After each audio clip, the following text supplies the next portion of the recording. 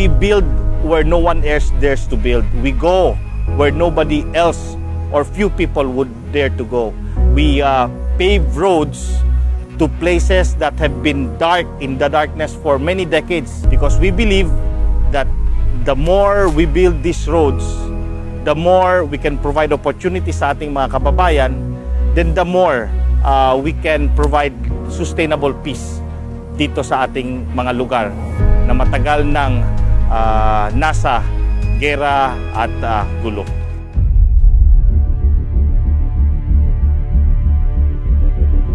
Mula sa liblib na barangay ng Sulu, patungo sa pinakadelikadong lugar, ay matapang at porsigidong hinarap ng DPWH ARMM ang pagsasagawa ng mga proyektong pakalsada at patubig para sa taong bayan.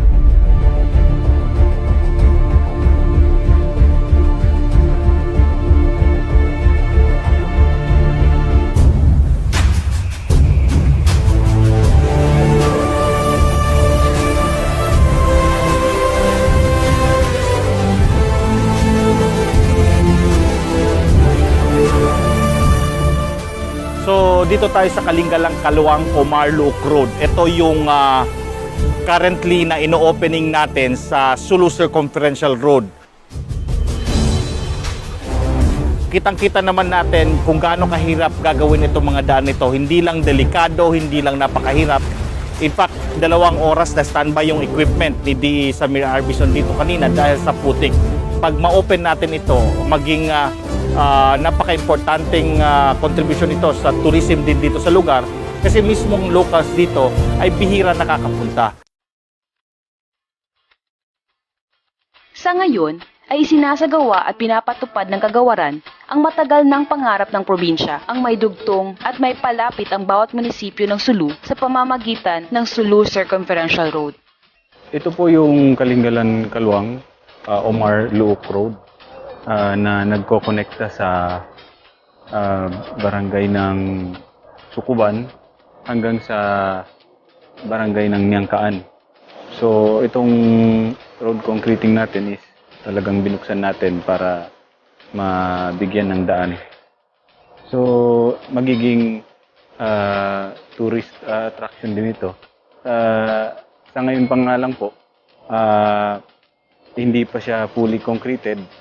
Talagang dinadayo na ng mga tao para magpicture at mamasyal dyan sa taas. Sa kasalukuyan, ay sinasagawa ang road opening at ang pagpapatag ng daan sa mahigit na 7 kilometrong layo mula sa munisipyo ng Kalingalan Kaluang, Omar at Luok, na binigyang pondo ng gobyerno ng 150 milyong piso. Ito ay isa sa mga pangunahing proyekto na magdudulot ng malaking impluwensya sa pamumuhay ng taong bayan. Dati-rati, yung mga bumibiyahe galing lahing-lahing, talagang inaabot ng halos isang araw. Lalo na pag masama pa yung weather at talagang tumitirik pa yung sakyan nila.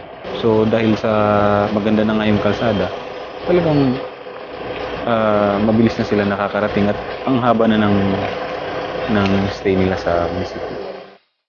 Sa aming pag-iikot, ay nakilala namin si Ginoong Jubail Sabadin. Sa edad na 70 taong gulang, ay marami ng administrasyon ang dumaan sa kanyang buhay. Ngunit kakaiba ang kasalukuyang termino dahil ang presidente ng Pilipinas na si Pangulong Duterte ay kanyang kaeskwela noong sila ay nasa kolehiyo. Tuwang-tuwa niyang ipinahayag. His schoolmate in San Pita College in 1966, 67, 68. His Excellency, please give us economic assistance. Any assistance, we will welcome that. Barangay Secretary siya ngayon ng Barangay Sukuban, kilala bilang Tuna Fishing Village ng Sulu.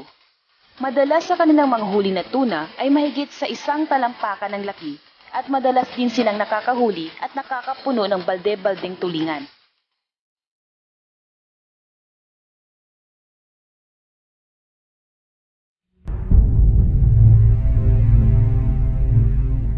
Marami sa mga naninirahan rito ay mga small-scale fisherman. Sila yung maasa lamang sa kanilang bangka, pamingwit at mga lambat bilang panghuli. Sa kadahilan ng 50 kilometro at mahigit 4 na oras ang biyaheng iginugugol ng mga residente upang marating ang sentrong bayan ng Hulusulu. Nailalaan nila ang malaking porsyento ng kanilang kinikita sa kanilang biyahe. Kaya ramdam pa rin nila ang kahirapan.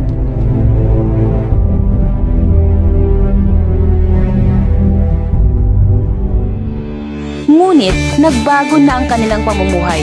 Nadama na nila ang serbisyo ng gobyerno sa anyo ng pakalsada at patubig. Yung mga tao dito, in less than 10 minutes, nasa town na ng Luok. At from Luok, wala naman na silang problema sa kalsada papuntang Hulo. Dali na nilang dadala sa Hulo, and then from Hulo, andun naman yung mga commercial vessels papuntang Zamboanga. So madali talaga nilang may lalabas itong mga products dito. Malaking ambag ang naidulot ng mga proyektong ito sa kanilang pamumuhay. Dahil sa nooy oras na biyahe sa bayan, ay inaabot na lamang sila ngayon ng minuto. Ngayon, nagpapasalamat kami sa regional government ng Autonomous Region of Mindanao na ganito ang development dumating dito sa Sukuban. Masaya kami at bumilis na ang aming hanap buhay dahil sa tulong ng armed government. Mayroon na rin mga pantalan na ipatayo sa kanilang bayan. Ito ay pinondohan ng halagang 5 milyong piso at ngayon malaya na nilang nagagamit. Magpasalamat po kami sa mga gumawa ng mga kalsada namin kasi gumana ang buhay namin dito, pati na yung mga port po kasi nagawa na marami nang magkaano dyan ng mga mag-iisda, magdala dito ng mga isda, hindi na nahihirapan yung mga tao. Maraming salamat Governor Arm, kay Muji Bataman, maraming salamat talaga. Para sa akin, lahat ng munisipyo ng Omar nag-benefit ng seaport na ito. Pero dati-rati kasi sa Luok pa sila nagdadak. Tapos siguro mga nasa 15 kilometers pa yung nilalakbay nila papunta rito. So ngayon may sarili silang seaport. Yung mga goods nila o kung ano yung mga kailangan nilang i-transport na gamit yung dagat na. So madali na nilang natatransport ngayon. In tungod sa pagkala, dam na hinang maritamo, malagmo to din karayawan. Iban in sigpit sinway noon pendadi, mahunit. Kahunit ang tuod ka, nilisan yung magdagan ng hatiyang di, at warang kahakampuyaon mari, balo kay Diaman, bihaon makawa na mo ng unitan. Indayaw simparasaan na mo. Iban magsukol tuod kami, regional governor, kang Hataman, sinintatabangan na nakakari, mawala na mo. Siya yung nakapalano di ibang congressman na mo, si Munir Arvisun.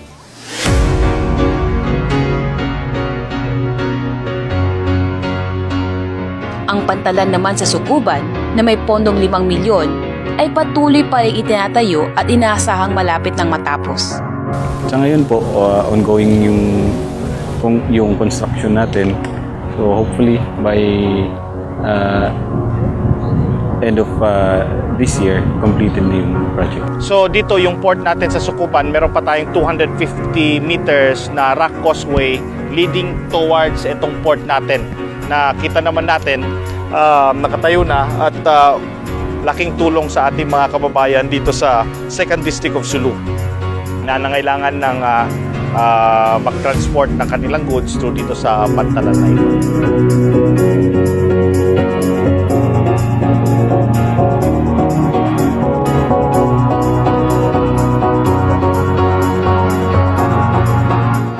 Kahit gaano kalayo at kabagsik ang labanan sa lugar ay hindi titigil ang DPWH ARMM sa paghahatid ng mga proyekto at serbisyo sa ating mga kababayan. Kung kaya't, maaari kayong umasa sa tunay na pagbabago, tapang at malasakit sa ating bayan. Papatunayan sa inyo ng DPWH ARMM on the road.